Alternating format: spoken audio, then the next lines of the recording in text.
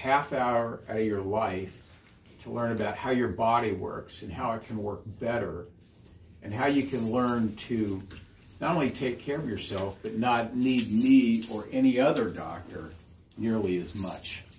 So I'm going to ask you guys a question. How many of you either have seasonal allergies or know somebody that has seasonal allergies? Yeah. Okay. We all do. You know, I don't have any, but I know a lot of people that do. I do. Okay. Hay fever. Yeah. So let me ask you this. So what causes the allergies? For me, it's dust and pollen. Okay, so dust and pollen. Weeds. But not everybody has allergies around dust and pollen. So they can't really be causing the allergies. They may be activating a process in your body, but if dust, pollen, and corn and all of that, ragweed, cause allergies, why didn't everybody have them? That's a cause. I mean, if you drop somebody off a 15-story building, what's your rate of death probably for that? Close to 100%? So 99.9. Yeah, I would say pretty close to 100. So we could say that dropping, jumping off a 15-story building will always be the cause of death. Always. Okay. One of our respondents is asking, is it leaky gut that causes allergies? Okay. That's a very good question, and we are going to address that. Okay. Yeah. Very good question. Very good answer. Is it anything to do with our adrenal glands? Okay. No. We're getting there, Carol. Okay. We're going to get there. What I want to know, the question I'm asking is, there's a difference between cause and symptom. Okay, so the reason I use the building analogy is because if you jump off a high enough building, 15 stories I thought was high enough, and you fall on the ground, that's 100% usually cause of death, 100%, okay? But if you have dust and mold or dust and ragweed, that's not 100%. I can be around dust and ragweed. I don't have any allergies. Lots of people don't, but some people do. So it can't be the cause, okay? So we want to look at what is it about the body that's creating that? What is it in the body, about the body, that's creating the immune system to go awry? Just like not everybody around COVID gets COVID. Not everybody who gets it ends up in the hospital, okay? So it isn't just the virus. It has to do with what's going on with that individual. So that's what we're going to talk about tonight. So you're at the right workshop if you believe that this is better, healthy rather than unhealthy, caring for your health rather than neglecting your health, natural solutions, less seasonal allergy, man-made solutions, addressing root causes, treating effects, practical information versus head knowledge only. And I want to give you a lot of practical information tonight. Inspiration versus motivation, bold action versus weak inaction, okay? So 25 million plus Americans are affected by seasonal allergies. Also affected hay fever, like you said, Terry. Allergic rhinitis is another one.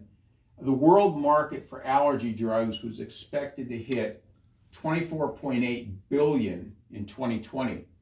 So that was during the COVID pandemic. So that's a lot of money in pharmaceuticals for allergies. The world market is expected to grow to almost $40 billion by 2027. And who's benefited by that? Pharmaceutical industry. Yeah, and the people who own stocks in their companies are benefited by that. That's right. So let's talk about drugs used to treat seasonal allergies. The number one ingredient in a drug to treat allergies is what is called anticholinergic or AC medications, which block the neurotransmitter acetylcholine. Now, that's a major neurotransmitter in our brain, and that's really, really important. So antihistamine normal dose can affect driving as if you were driving with a 0.08 blood alcohol content. Drowsiness, impaired reaction time. The people that take antihistamines aren't rested for drunk driving, but it can produce the same effect. Okay? People suffering from Alzheimer's disease typically have a marked shortage of acetylcholine. So you see there's this relationship between taking these drugs regularly and Alzheimer's. Also, in Journal of the American Medical Association in 2016, which was the year I moved into this office, the use of anticholinergic medication among older adults is associated with increased brain atrophy and dysfunction and clinical decline. So these drugs that people are taking for the allergies, and there's a lot of them, Sinutab and methem, what are they? I have this, I talk about this in my over-the-counter drug talk. But these people should be discouraged if alternative therapies are available, because these AC drugs actually diminish acetylcholine and contribute to brain and cognitive dysfunction. Okay, that's in Journal of the American Medical Association. So there's got to be a better way to treat allergies, to look at allergies. So how do allergies develop? Okay, so it's your body's reaction to allergens. So when your body first encounters an allergen, your plasma cells release an IgE, which is an antibody specific to that allergen. Now, when somebody tests you with the prick test, when you go in to an allergist, they do the prick test on your back. Yeah. They're testing for IgE allergies. There's a lot of other allergies besides that, but that's what they're testing for. IgE attaches to mast cells, which are found a lot in mucous membranes and help mediate the inflammation. Mast cells release histamine, among a number of other chemicals, which causes the symptoms of allergies, okay, which is sneezing, runny nose, sore throat, whatever. So that's the whole process. So here you see ragweed pollen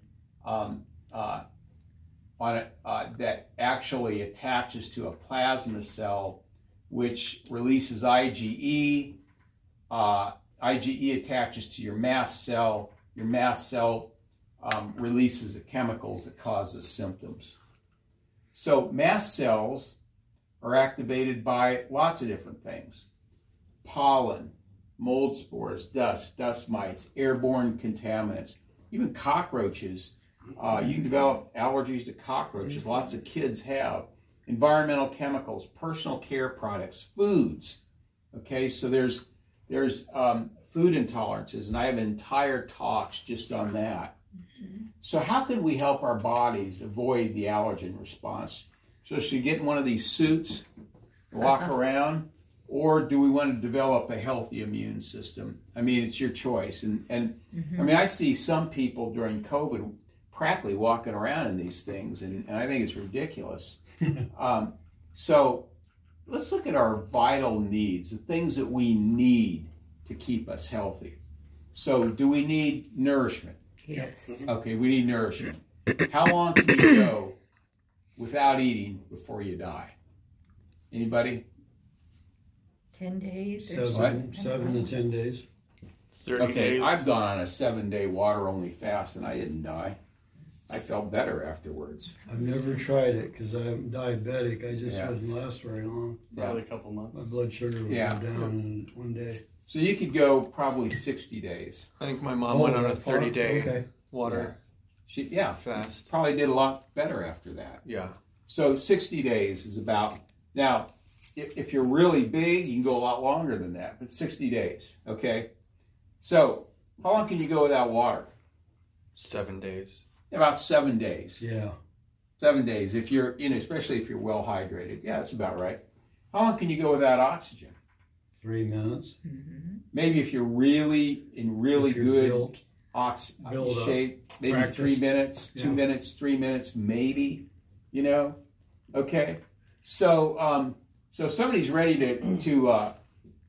they're ready to die because of the lack of oxygen, you don't give them a glass of water, right? No. You want to give them oxygen, okay? How long can somebody go without nerve flow to their body? How long can they go? 5 seconds. 5 seconds, okay? So if you cut off the nerve flow from your brain to your body, you cut your head off. The body, 0 seconds. 0 seconds, right. 0 seconds. You cut the head off, you're dead. It cannot function without nerve flow. That's why we adjust the spine. That's why we're going to talk about some of this here in this talk. So let's talk about nutrition booster number 1. We want to reduce or eliminate sugar. There's a very, very specific relationship between sugar and allergies. In fact, I brought this book up here.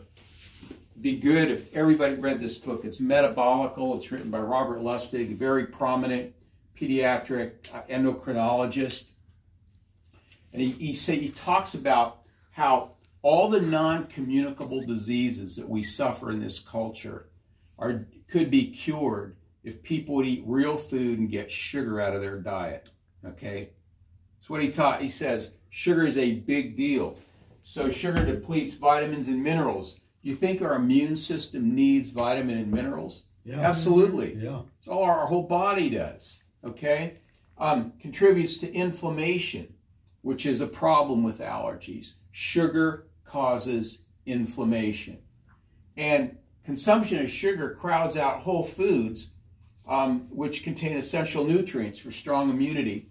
So if you want to get, free of allergies, you really got to take a hard look at how much sugar you're eating, okay? And Lustig talks a lot about this. In fact, I'm going to talk about some of the other things in his book that I don't have on slides.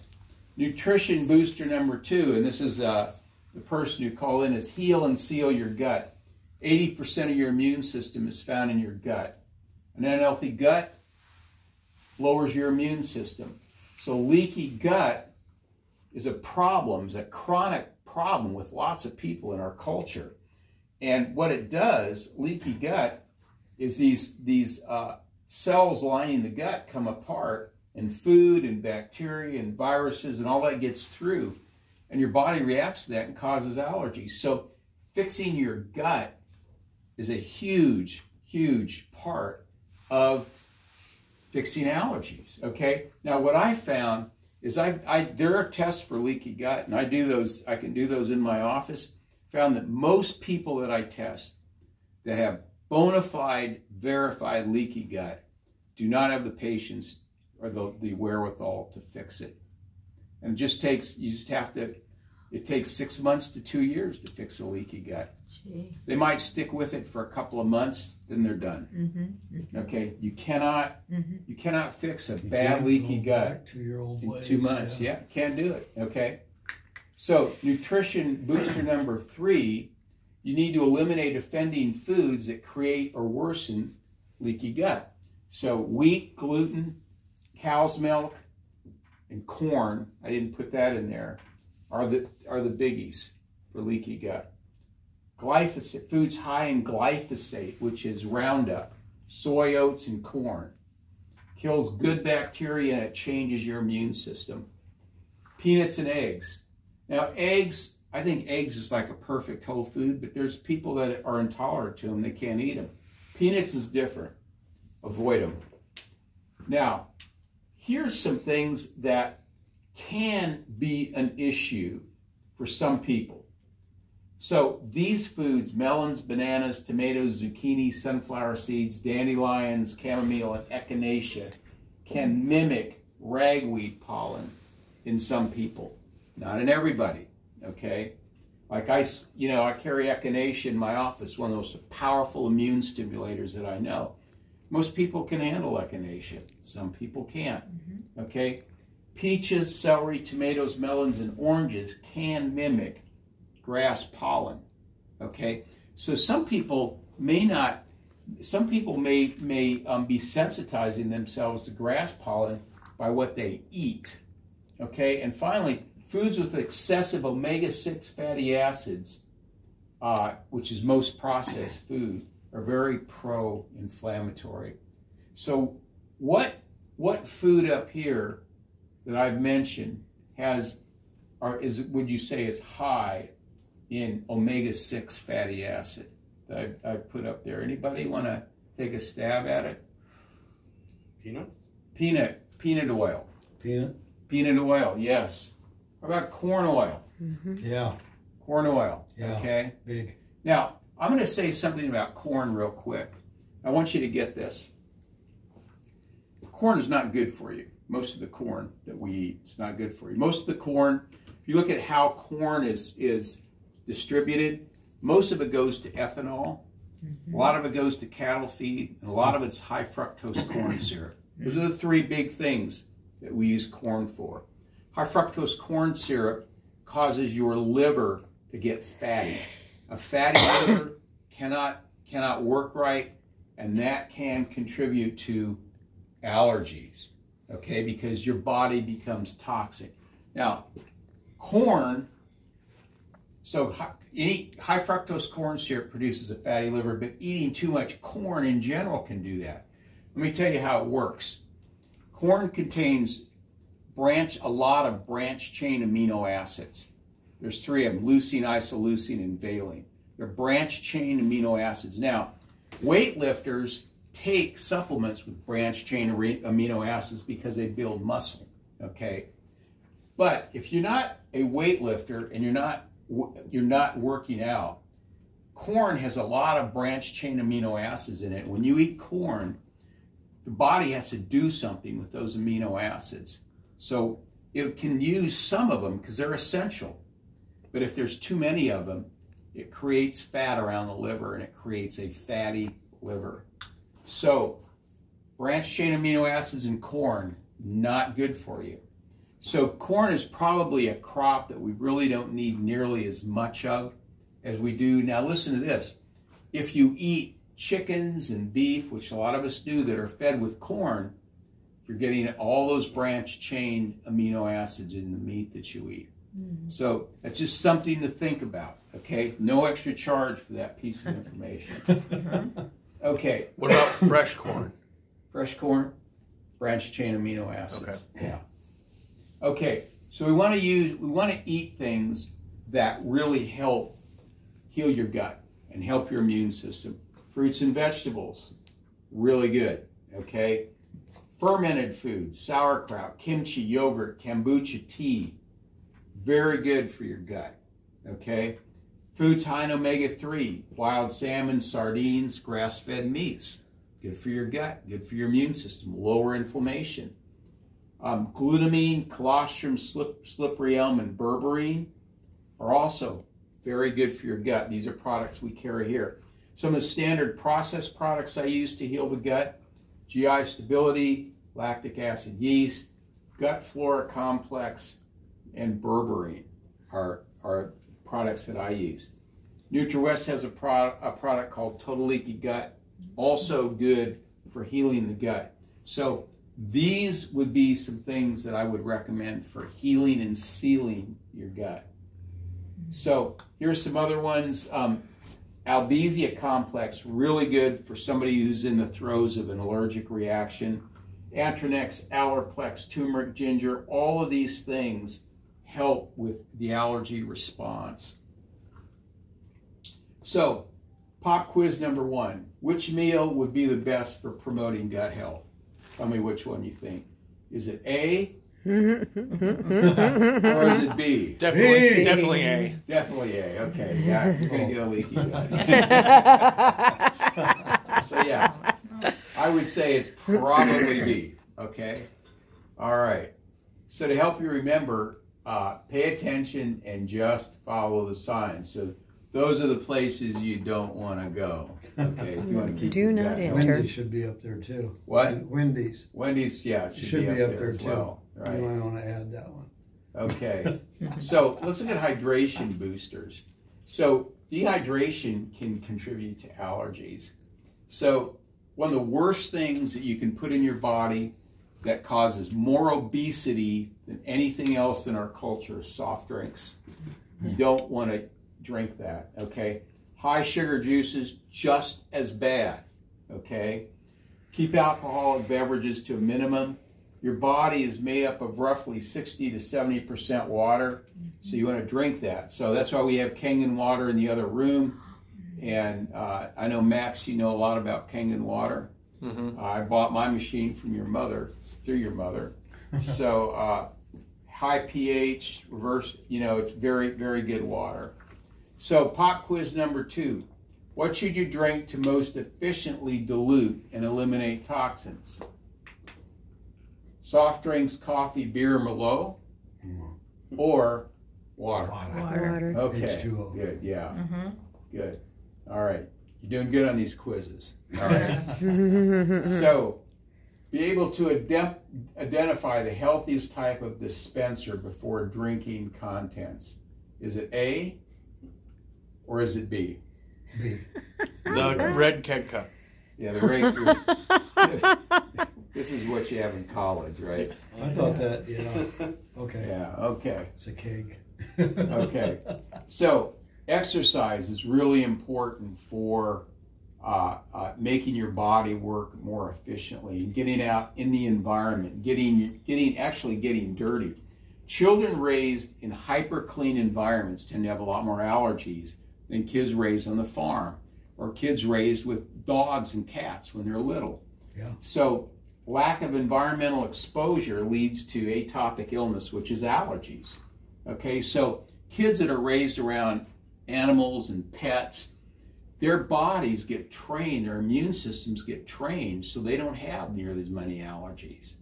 One of the things that bothered me about this COVID thing, and I avoided it as much as possible, is this insane thing with germs. We need germs. We need to be around them. We need to be exposed to them. And so I never used any of this stuff that was this can cleaner. I think I used it. Sanitizer. I don't know, 3 or 4 times the whole 20 months we've had. I just avoid it because germs are important, okay? Bacteria is important.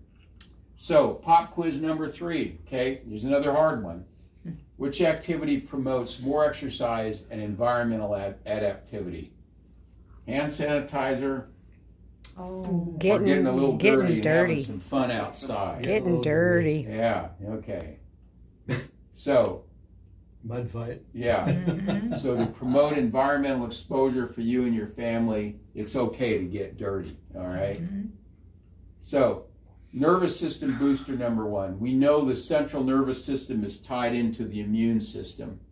Normal spinal alignment can create optimal gut, brain, and health of the organs. Subluxations negatively affect the immune system and alignment in the spine. So we know that the nervous system is very, very important with the immune system. Most graduate schools have a department of psychoneuroimmunology. So what does that tell you about the relationship between your mental state and the immune system? They go hand in hand, okay?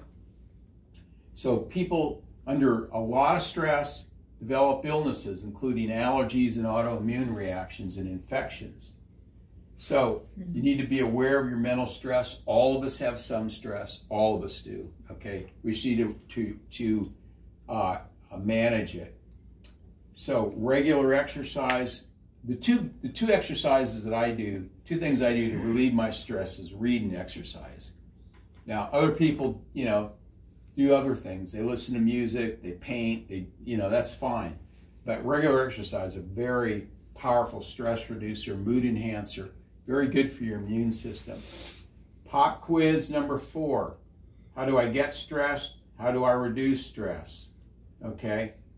There's someone who's a little stressed. How do you reduce stress? That's what I just did. Went for a walk on the beach. Yeah. Really powerful stress reducer. I was going to say, don't have kids. Yeah, well, that's although when they get older, if they're, they behave themselves, then later on they can actually be assets. So, what should be part of everybody's stress management plan? Chiropractic, absolutely. Okay. Carmen, how often do you get adjusted? Twice a week. For 3 years. For 3 years. Has it helped you? Oh, yeah. Yeah. Okay. I get adjusted once a week. Okay. So, call to action. So, do you have a better understanding of how allergies develop? Mm-hmm. Okay. Yeah.